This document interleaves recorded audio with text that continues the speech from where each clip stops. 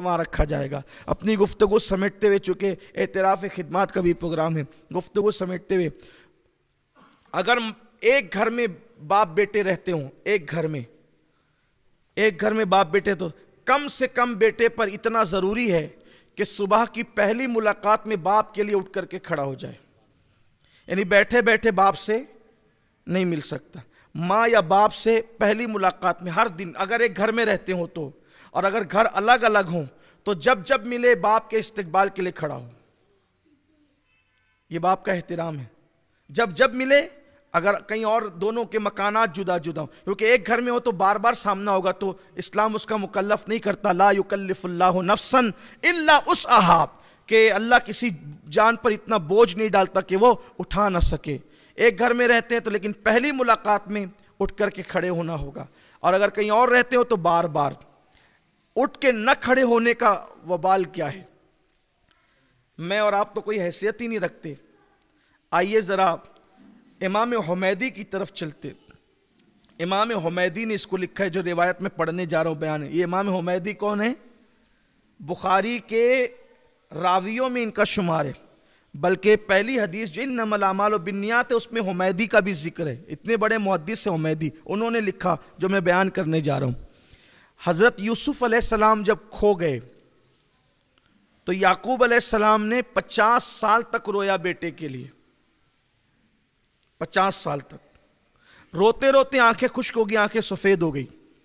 پھر ایک دن آیا کہ دونوں باپ بیٹے ملے، تو حضرت یعقوب علیہ السلام کو یوسف علیہ السلام جب بادشاہ بن گئے تو مصر بلایا کہ اب آپ ملک شام چھوڑ دیں، مصر آئیں۔ تو یعقوب علیہ السلام مصر گئے تو حضرت یوسف علیہ السلام ہاتھی پر بیٹھے ہوئے، حضرت یوسف علیہ السلام تھے ہاتھی پر، ایک روایت کے مطابق تخت پر، ایک روایت کے مطابق تخت پر، ایک روایت کے مطابق ہاتھی پر، اور حضرت یعقوب علیہ السلام آ رہے تھے اونٹنی پر۔ تو اب باپ اور بیٹے میں جب 50 سال کے بعد ملاقات ہوئی، وہ بھی 50 سال دونوں ایک دوسرے کا انتظار کیے، تو اس کا شوق فرشتوں کو اتنا تھا کہ فرشتوں نے اللہ سے کہا اللہ آج ہم اجازت چاہتے ہیں کہ وہ باپ بیٹے کا ملن دیکھنے کے لیے جائیں کہ 50 سال کے بعد باپ بیٹے ملتے کیسے ہیں۔ تو حضرت یعقوب علیہ السلام اور یوسف علیہ السلام دونوں کو انتظار تھا۔ یوسف علیہ السلام چاہ رہے تھے کہ میرا باپ جو میری محبت میں روتے روتے نابینا ہو گئے، آنکھوں کھو دی، آنکھیں سفید ہو گئی، میرا کرتا ڈالنے سے تو آنکھیں مل گئی، میرے باپ نے کتنے صدمے اٹھائے، آج میں اپنے باپ کی زیارت کروں گا۔ اور یعقوب علیہ السلام کو تھا کہ میرا بیٹا جب کھویا تھا تو 8-10 سال کا تھا، آج 50 سال ہو گئے، اب وہ بیٹوں کا باپ بن گیا، اس کے کئی بیٹے ہو گئے، آج میرا بیٹا، اور وہ یوسف علیہ السلام جیسا بیٹا۔ اب دونوں باپ بیٹے آمنے سامنے آئے۔ حضرت یوسف علیہ السلام باپ کو پہلی نظر میں دیکھ کر اتنے جذباتی ہو گئے کہ باپ کے استقبال کے لیے اٹھ کر کھڑے ہونا بھول گئے۔ بے ادبی میں نہیں ہوا یہ، نبی تو یہ کر ہی نہیں سکتا، نبی تو گناہ کر ہی نہیں سکتا، نبی تو خطا کر ہی نہیں سکتا۔ باپ کی محبت میں اتنے جذباتی، اتنے گم ہو گئے کہ اٹھ کے کھڑے ہونا بھول گئے۔